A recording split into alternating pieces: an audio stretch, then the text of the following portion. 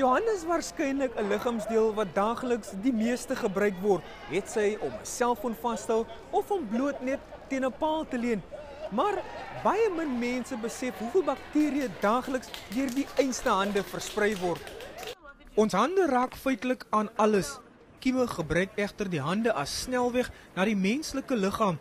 Sowat 80% van ligweg en maagkwale word deur die aanraking met ander se hande of besmette voorwerpe veroorsaak. Organisasies soos Rent to Kill Initial probeer die publiek nou bewus maak van die belangrikheid van hande was. Oral waar jy raak, as mense badkamer toe gaan, hulle raak aan ietsie. Jy het miskien jou hande gewas en jy raak aan.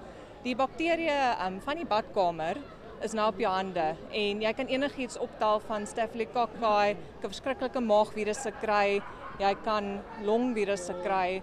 So is regtig belangrik om jouself te beskerm, om jou familie te beskerm. Rogers meen kinders en volwassenes behoort ten minste 3 keer 'n dag hulle hande behoorlik te was. Voor jy eet en voor jy kos maak en ook nadat jy badkamer toe is.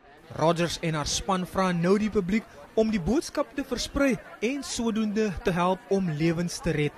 Percival Young, Unies, Kaapstad.